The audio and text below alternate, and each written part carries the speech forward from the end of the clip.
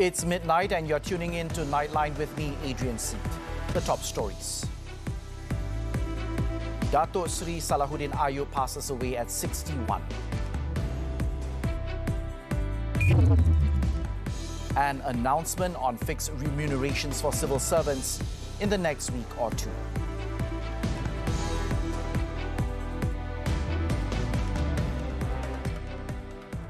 Thanks for joining us.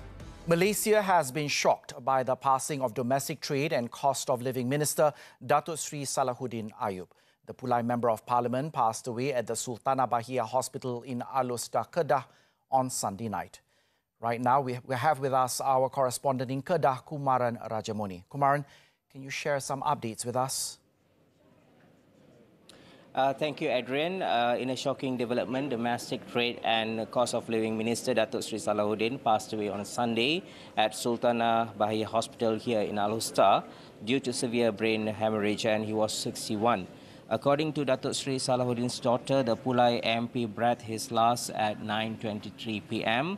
and at the moment, preparations are being made to bring Dato Sri Salahuddin's remains to his mother's house at Kampung Serkat in Tanjung Piai, Johor.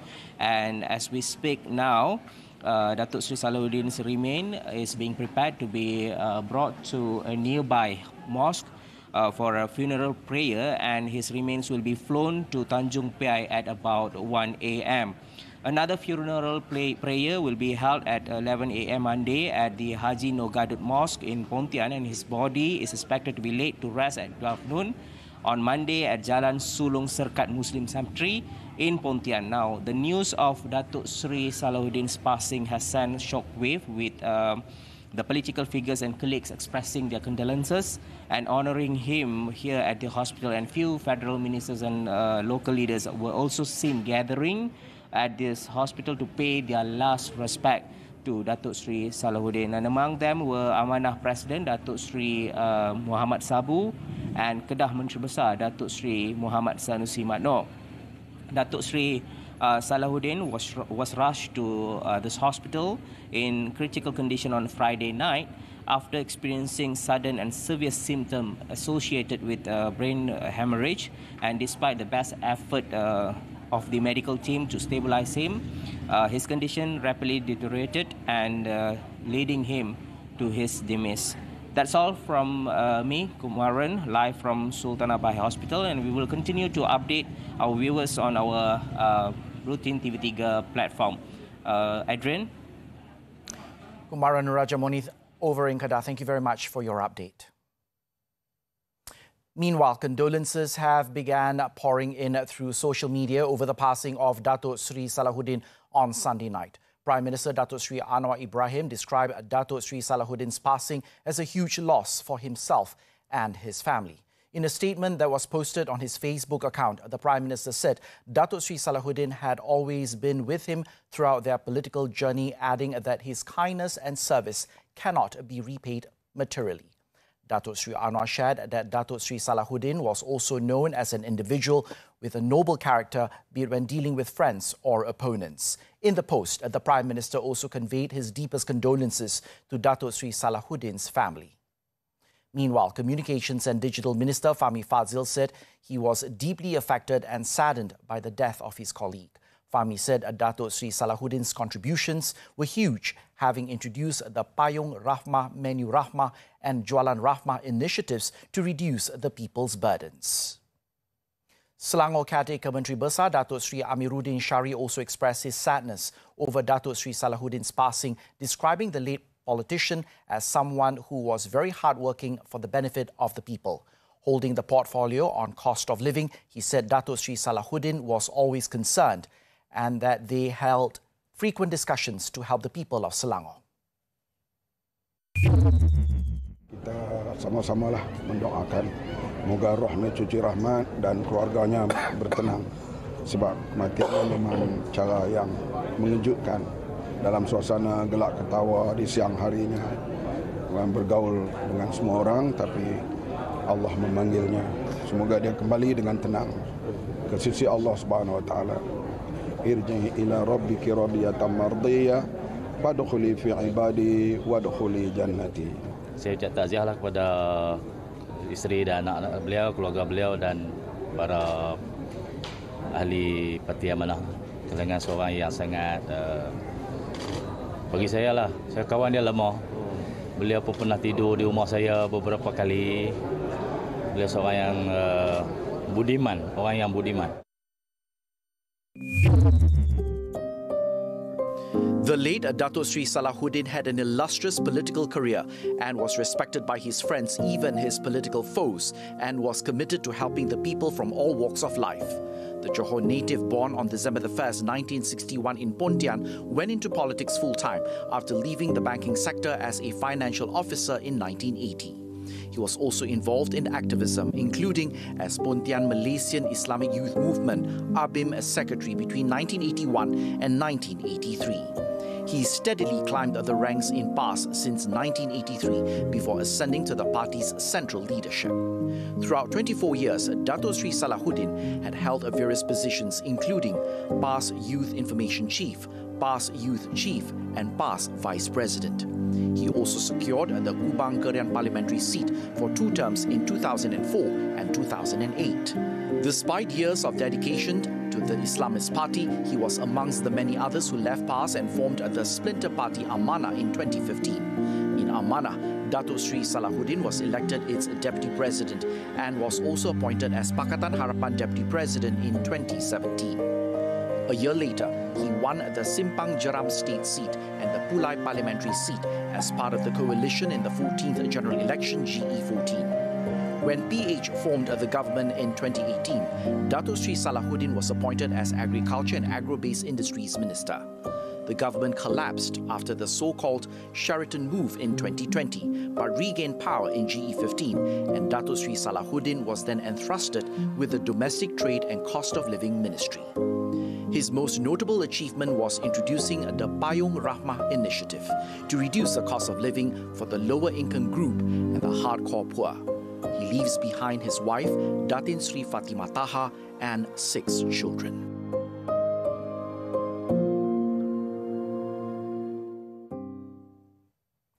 The government will announce several fixed remunerations for civil servants, including teachers, in the next week or 2. Prime Minister Datuk Sri Anwar Ibrahim said he will chair the first management meeting on the salary scheme adjustment next week. Yang saya anggap drastik, ya, karena saya fikir pendekatan lama itu harus dirombak. Itu akan dilakukan dengan skim perluasan gaji yang pengusikan oleh Perdana Menteri sendiri. Datuk Sri Anwar said this in his speech at the Chakna Madani program with the Prime Minister at University Science Malaysia's Health Campus in Kubang Kerian, Kelantan on Sunday.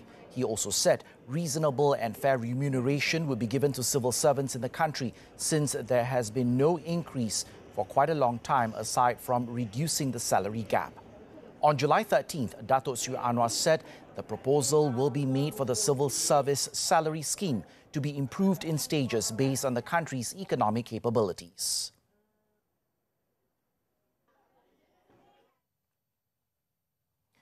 Meanwhile, Datuk Sri Anwar reminded all ministries and agencies to ensure an immediate implementation of every government-announced project. The Prime Minister said he did not want the projects announced just before the state elections to remain unimplemented, as promised after the polls. Saya tak mahu anggap umum sebelum pilihan raya, lepas pilihan raya kita lupa. Bukan. Kita bukan kerajaan yang seperti itu. Umum sekarang, dan saya minta semua jentera dalam masa beberapa hari ini siap dan dalam beberapa bulan mesti laksanakan. Dan kalau ada kelewatan, tentunya pegawai yang bertindak takkan tanggungjawab. Datuk Sri Anwar, who is also Finance Minister, said this in his speech at the Kelantan Level Sentuhan Kasih Desa program in Gua Musang on Sunday. He also said that if there is a delay in implementing the announced projects, the matter must be informed to the relevant parties for further action. The Premier added that the projects included the road upgrading in several Orang Asli settlements in the state, which were announced by Deputy Prime Minister Datuk Sri Ahmad Zahid Hamidi at the same event. Datuk Sri Anwar pointed out that the announcement shows the Rural and Regional Development Ministry's high priority in addressing the welfare of the Orang Asli community by focusing on solving the problems they face. And you're watching Money Matters. Money Matters is going to be back after the break. Don't go away, because Money Matters will be back shortly. For the past half an hour, you've been with us on Money Matters. I'm Zahir Kelvin Ong Abdullah, and this is Money Matters. Money Matters with Zahir Kelvin Ong Abdullah, Azaria Tagaya, Muhammad Ahmad Hamdan, and Anita Wu, Saturdays at 5 p.m. only on TV3. The Education Ministry MOE has given the autonomy to Form 6 college principals to conduct the student recruitment process with immediate effect. Its Minister Fadlina Siddiq said the move will allow the principals to make direct offers to potential students who need the opportunity to continue their studies. Pengetua sudah boleh ambil murid-murid untuk masuk tingkatan 6 dengan kuasa yang ada. Sebelum ini permohonan tawaran adalah daripada KPM. Fadlina said this to reporters after the opening of the Pewaris Generasi Madani gathering at the Sekolah Menengah Sains Sultan Mahmud in Kuala Nerus, Terengganu on Sunday. She also said that the granting of autonomy would guarantee wider access for B40 students to continue their studies to Form 6. She added that the majority of STPM students are from the B40 group, which requires more attention and initiatives from the government. On her ministry's plan to rebrand the Form 6 colleges to the MOE pre-university colleges, Fadlina said it requires some time for the matter to be looked at comprehensively and resolved. Arson attack on bar in Mexico leaves 11 dead. This and more after the breather. Stay tuned.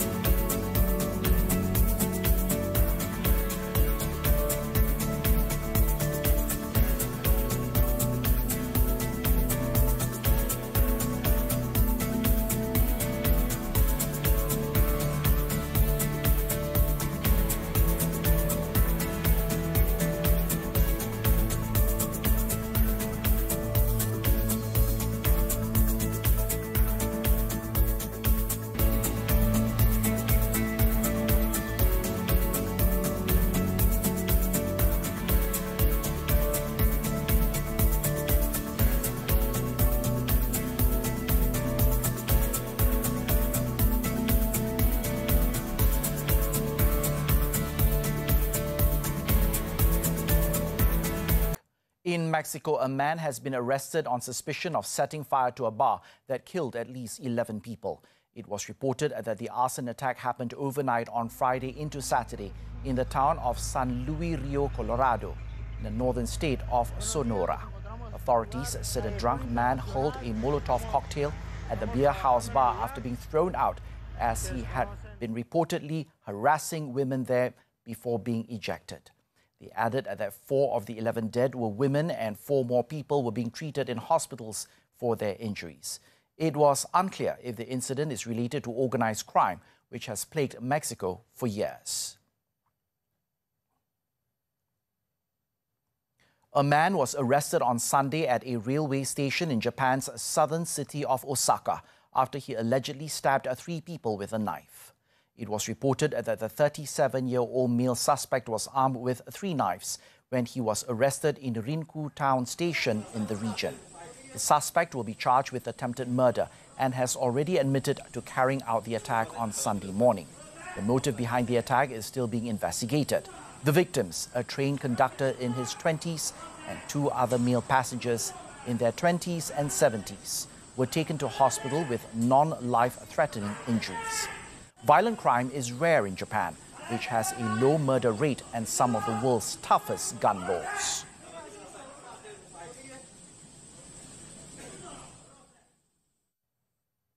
The party of long-serving Cambodian Prime Minister Hun Sen declared victory in a general election on Sunday, a vote that had been widely dismissed as a one-sided sham aimed at cementing the party's decades-long rule. CPP spokesperson Sok Aisan, however, said the party could not calculate the number of seats yet. The contest was effectively a one-horse race, with Hun Sen's Cambodian People's Party, CPP, a political behemoth with a vast war chest, facing no viable opponent after a ruthless years-long crackdown on its rivals. This election victory is expected to see Hun Sen now pave the way for a transfer of power to his son, Hun Manet, who is head of the Cambodian army. The premier previously signalled that his son could be Prime Minister next month, depending on whether Hun Manet will be able to do it or not. According to the election committee, polls closed with a turnout of 84%, with 8.1 million people voting in a much criticised contest between CPP and 17 mostly obscure parties, none of which won seats in the last election in 2018. Spain began voting on Sunday in a potentially close-run general election that could see Prime Minister Pedro Sanchez's governing socialists lose power and a far-right party make up part of a new government for the first time in 50 years. Sanchez called the election early after the left took a drubbing in local elections in May, but his gamble to wrong-foot his opponents could backfire.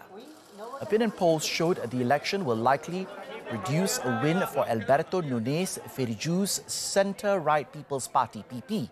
But to form a government, it will need to partner with Santiago Abascal's far-right Vox. This would be the first time a far-right party entered government since Francisco Franco's dictatorship ended in the 1970s. However, experts said the status quo scenario and a hung parliament are still a real possibility, citing the thin margin in PP's favour and the overall uncertainty regarding polling and voter turnout. Voting opened at 9 a.m. local time and will close at 8 p.m. when exit polls will be released.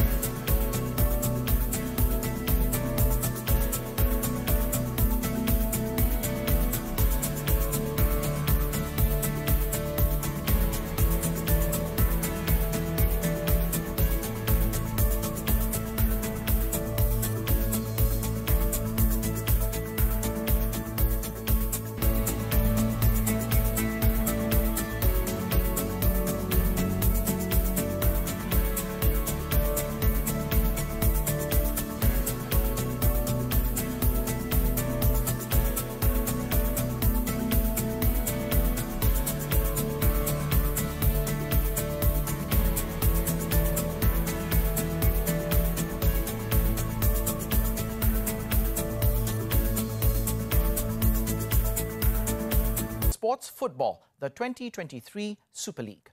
Only one match took place on Sunday night. Selangor FC maintained its position in second in the standings after recording a slim 1-0 win over Sabah FC. The Red Giants' only goal of the match came 23 minutes after kickoff through Colombian Aaron Del Valle's effort. Sabah dominated the second half but failed to capitalize on the chances. The victory saw Selangor keeping its second spot in the league table with 40 points, while Sabah in fifth place with 33 points.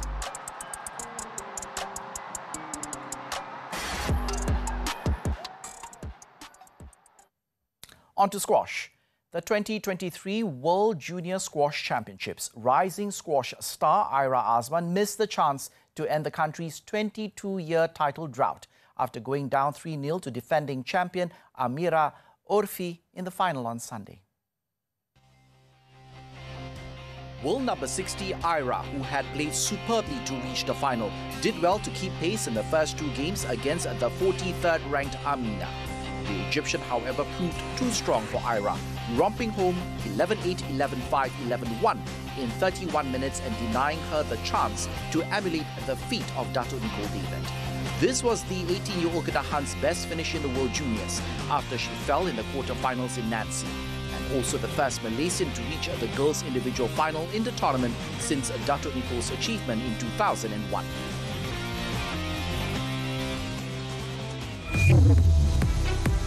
Remains of missing man found in crocodile's gut.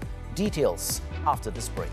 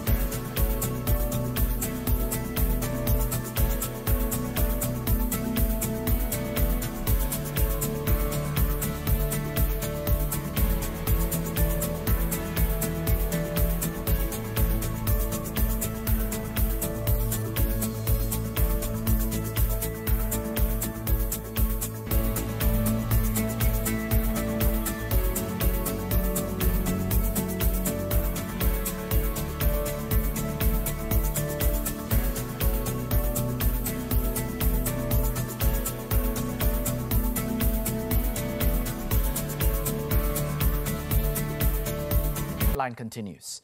The Communications and Digital Ministry is looking at enforcing stricter entry requirements for foreign artists to perform in Malaysia. Its Minister Fahmi Fadzil said it includes re-examining the guarantees given by the organisers towards the foreign artists. Ya, saya telah meminta Dato' Fauzi selaku KSU dan juga pengerusi Jawatankuasa Puspal untuk meneliti semula segala proses yang ada tentang Puspal, termasuk isu saringan artis-artis yang juga diminta oleh Yang Berhormat Menteri Dalam Negeri. He was speaking after presenting certificates for the establishment of Madani Community in Shah Alam. On Friday, the performance by the 1975 at the Good Vibes Festival was cut short after the lead singer, Matty Healy, was seen performing while holding a bottle of alcohol before launching into an expletive-riddled tirade against Malaysia's laws. Fahmi said the ministry had also lodged a police report against the vocalist and festival organisers for the negligence and failure to comply with the regulations set by the Committee on Application for Filming and Performance by Foreign Artists, JK Puspal. The minister added that the application period for the entry of foreign artists will also be reviewed in order to make it easier for organisers to make quicker preparations and in an orderly manner.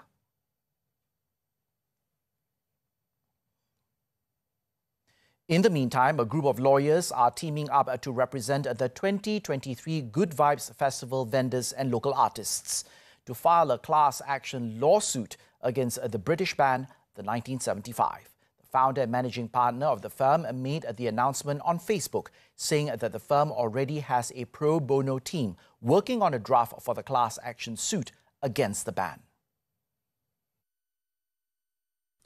In a draft of the suit, lawyer Matthew Thomas Phillip named all 4 of the British band members as defendants, seeking general damages, costs and other relief deemed fair by the court.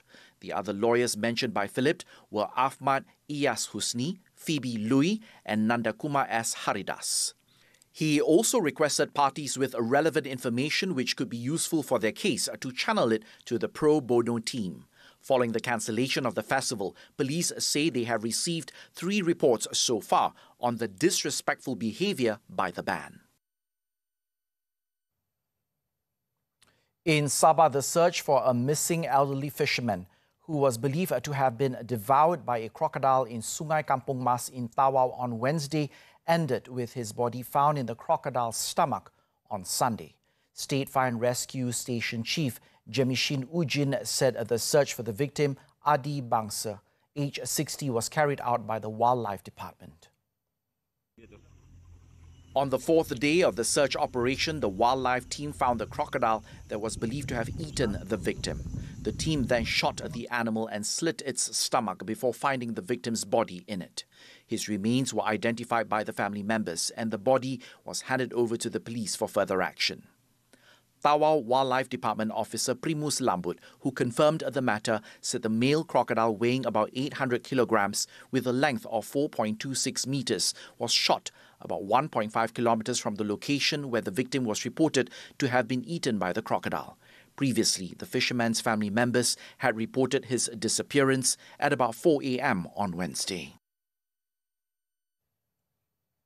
In Sabah, the Malaysian Anti-Corruption Commission, MACC, has arrested 7 local individuals and smashed a syndicate which reportedly impersonated senior officers of MACC and the Home Ministry to cheat their victims.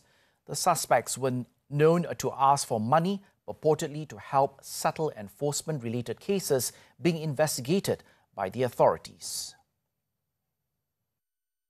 According to sources, the syndicate had raked in hundreds of thousands of ringgit. The 7 Malaysians aged between 20 and 30 were arrested at several locations over the past few days in raids conducted by MACC and the police around Kota Kinabalu. Remand applications under Section 117 of the Penal Code will be made against the suspects at the Kota Kinabalu Special Court on corruption on Monday. In the meantime, Sabah MACC Director S. Karunanithi confirmed the arrests and said the case is being investigated under Section 17 subsection A of the MACC Act 2009. He also urged anyone with information on the syndicate to come forward and cooperate with the MACC and advise people not to lend their bank accounts to others.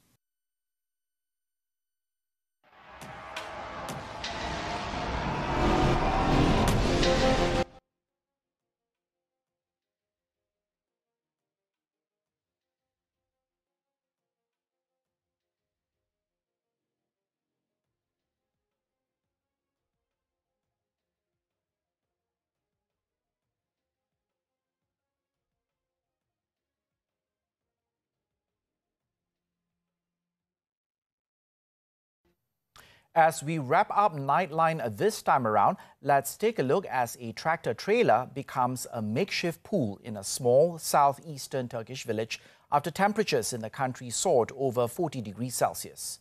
With that, I'm Adrian Seat, and from the Nightline team, we would like to express our deepest condolences to the family of Datuk Sri Salahuddin Ayub. Thank you for watching.